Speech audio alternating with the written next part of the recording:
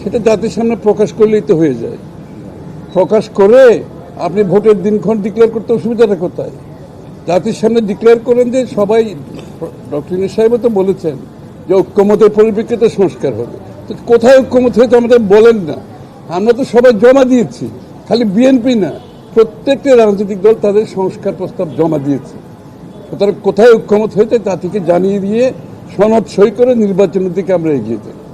পরিষ্কার কথা। Thank you. গত 17 বছর ধরে বিএনপি গণতান্ত্রিক অধিকারের জন্য আন্দোলন করে আসছে।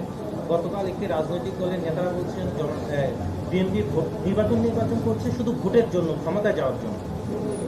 ভোটের জন্য তো নির্বাচন হবে, ক্ষমতায় যাওয়ার জন্য তাদের অবশ্যই ভোটের মাধ্যমে তো ক্ষমতায় যাবেই। এটা কি যারা গণতন্ত্রে বিশ্বাস করে তারা তো এটাই মনে করবে, তাই না?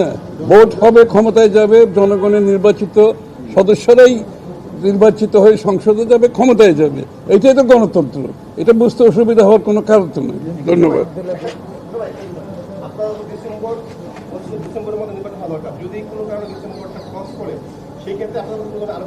কোনো কারণ চিন্তা করে লাভ নাই। ডিসেম্বরের মধ্যে নির্বাচনের জন্য সমস্ত সবাই উদ্গ্রীব, ভোট দেওয়ার জন্য প্রস্তুত। অন্য কোনো কারণে নেই। গণতন্ত্রের পক্ষে বিপক্ষে একটা শক্তির এখন কারা গণতন্ত্র চায় আর গণতন্ত্র চায় না, কারা কারা বাংলাদেশে গণতান্ত্রিক অর্ডার চায়, কারা চায় না, এই বিষয়গুলো জনগণকে সিদ্ধান্ত নিতে দেই আমরা।